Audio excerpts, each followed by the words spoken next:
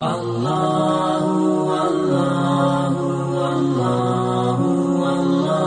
اللہ الرحمن الرحیم۔ محترم ناظرین، الحمدللہ المسلم اکیڈمی کے تحت درس فقہ کے نام سے اس پروگرام کا آغاز کیا گیا ہے، اور یقینی سی بات ہے کہ اس پروگرام کو شروع کرنے کا مقصد علم دین کو آپ تک انتہائی آسان فہم اور سمپل وے میں پہنچانا ہے، اور یہ پروگرامز انتہائی مفید ثابت ہونے والے ہیں ان لوگوں کے لیے جو کثرت مصروفیات کے باعث اپنے ضروری علوم دینیہ بھی حاصل نہیں کر پاتے، کیونکہ ہم ان پروگرامز میں ایسے ہی موضوعات کا انتخاب کریں گے کہ جن کا علم حاصل کرنا ہر مسلمان کے لیے انتہائی اہم، لازم اور ضروری ہے، اور جن کے بغیر وہ بہت زیادہ نقصان میں مبتلا ہو سکتا ہے۔ اسی طرح کوشش کی جائے گی کہ 10 سے 12 منٹ کی اس کلپ میں اس مختصر وقت میں زیادہ سے زیادہ نالج آپ تک ڈیلیور کیا جائے تاکہ زیادہ فائدہ حاصل ہو سکے۔ لہذا آپ سے ملتمس ہوں کہ جہاں آپ یہ پروگرامز خود دیکھیں وہاں ان لوگوں کو بھی اس کی خبر دیں، ان کے ساتھ بھی ان کو شیئر کریں کہ جو تھوڑا بھی علم دین کے ساتھ انٹرسٹ رکھتے ہیں، سیکھنا چاہتے ہیں، اللہ کے اس کے رسول کے اور دین کے قریب آنا چاہتے ہیں، تاکہ اس ثواب جاریہ میں آپ کا بھی حصہ شامل ہو سکے اور علم کی روشنی آگے پھیلتی رہے اور جہالت کا خاتمہ ہو سکے۔ تو لہذا آج کے اس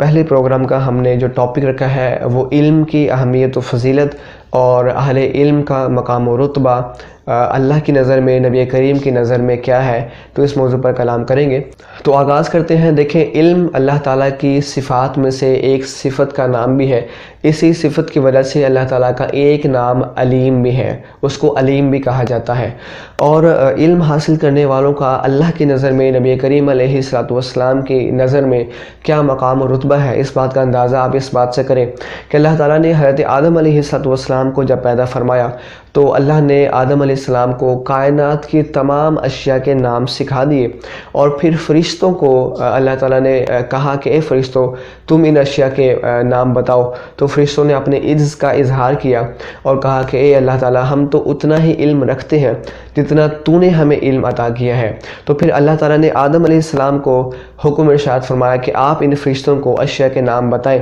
تو وہ نام بتانے کی وجہ سے آدم علیہ السلام کی فوقیت اور فضیلت باعتبار علم جب فرشتوں پر ظاہر ہوئی تو اللہ تعالیٰ نے تمام فرشتوں کو آدم علیہ السلام کو سجدہ تعظیمی کرنے کا حکم ارشاد فرمایا۔ تو یہاں پر اگر آپ غور کریں تو آدم علیہ السلام کو جو سجدہ تعظیمی کیا جا رہا ہے وہ آپ کے علم کی وجہ سے کیا جا رہا ہے، تو یہاں سے ہی علم اور اہل علم کے مقام اور رتبے کا اندازہ کیا جا سکتا ہے۔ یہاں پر صرف میں عرض کر دوں کہ جو آدم علیہ السلام کو سجدہ کیا گیا تھا وہ سجدہ تعظیمی تھا، جو کہ ماقبل شریعتوں میں بالکل جائز تھا، لیکن شریعت محمدی صلی اللہ علیہ وسلم میں کسی کو سجدہ تعظیمی یعنی کسی کے مقام و مرتبے اور اس کی تعظیم کی وجہ سے بھی سجدہ کرنا حرام و گناہ کبیرہ ہے، سجدہ نہیں کیا جا سکتا ہے۔ اسی طرح آگے چلتے ہیں تو اللہ تعالیٰ نے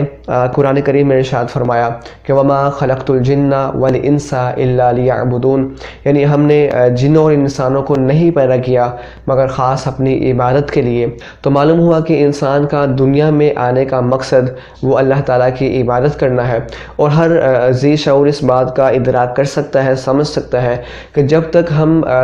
عبادت کا علم ہی حاصل نہیں کریں گے، جب تک ہمیں اس بات کا اندازہ ہی نہیں ہوگا کہ عبادت کس کو کہتے ہیں، ہم پر کون کون سی عبادتیں فرض کی گئی ہیں، کون سی عبادتیں ہم پر واجب ہیں، کون سی سنت ہے، کون سی مستحب ہے۔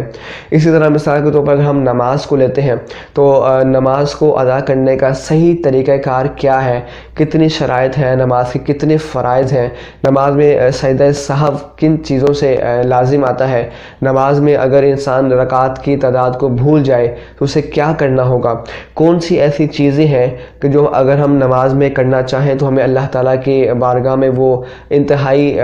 تیزی سے مقرب اور اس کے قریب کر دیں۔ اسی طرح نماز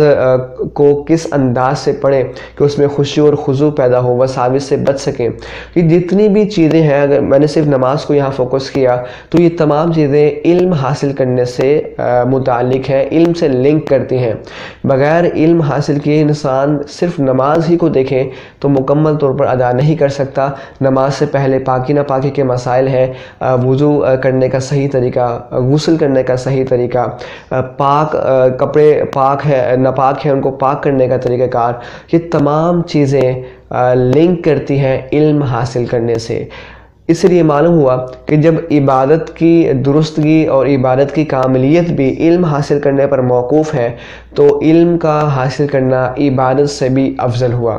تو لہذا وہ لوگ جو صرف اور صرف نوافل اور تہجد میں بڑی کثرت کرتے ہیں اور بہت زیادہ عبادت کرتے ہوئے، درود شریف کی کثرت کرتے ہوئے یا بہت زیادہ نعتیں پڑھتے ہوئے نظر آتے ہیں لیکن علم حاصل نہیں کرتے، اور ایک وہ شخص ہے جو ان چیزوں میں، نوافل میں، تہجد میں زیادہ کثرت تو نہیں دکھاتا، ان میں زیادہ مشغولیت اختیار نہیں کرتا، جبکہ علم میں وہ مشغول رہتا ہے، تو یہ شخص اس عابد سے بہت زیادہ فضیلت رکھتا ہے، بہت زیادہ بلند مرتبہ رکھتا ہے۔ یہ ایسا نہیں کہ نوافل پڑھنا، تہجد میں کثرت کرنا معاذ اللہ یہ کوئی بری چیز ہے، یقیناً ان کے فوائد ہیں، لیکن علم حاصل کرنے کے بعد جب عبادت کی جائے گی تو وہ عبادت کاملیت کے درجات کو پہنچے گی اور وہ عبادت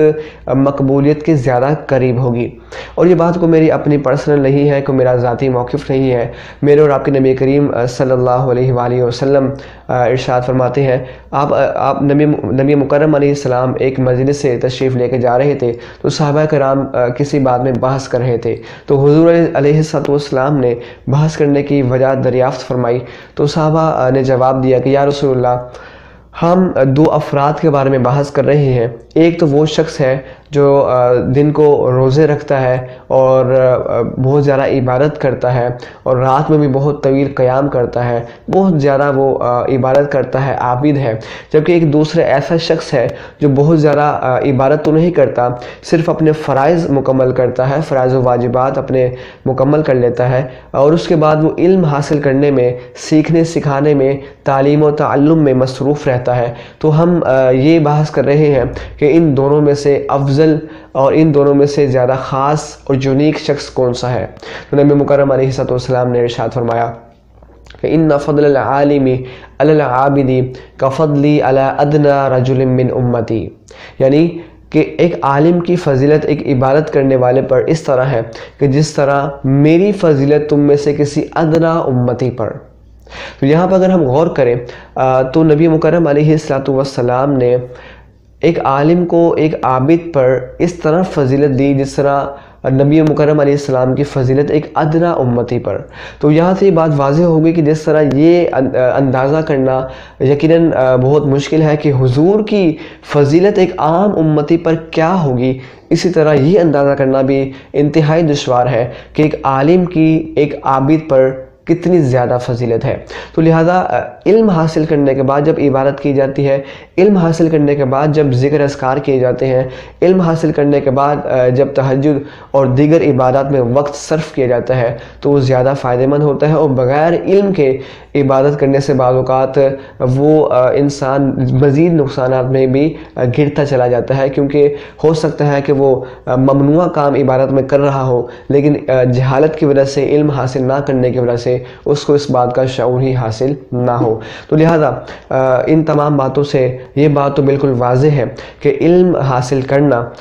یہ تمام دیگر عبادات پر فوقیت رکھتا ہے، زیادہ ثواب رکھتا ہے، زیادہ بلندی درجات کی ایک وجہ ہے، اللہ تعالیٰ کی بارگاہ میں تیزی سے مقبول ہونے کا سب سے تیز ترین وظیفہ، سب سے تیز ترین جو ذریعہ اور سبب ہے وہ علم حاصل کرنا ہے، علم دین حاصل کریں۔ لہذا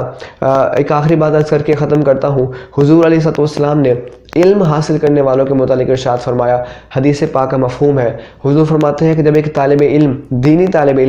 علم حاصل کرنے کے گھر سے، اپنے گھر سے نکلتا ہے تو کائنات کی تمام چیزیں اس کے لیے استغفار کرتی ہیں، حتیٰ کہ اللہ کے فرشتے اس کی راہوں میں پر بچھا لیتے ہیں، اور سمندر میں موجود مچھلیاں بھی اس کے لیے استغفار کرتی ہیں۔ تو آپ یہاں پر اگر غور کریں تو فرشتے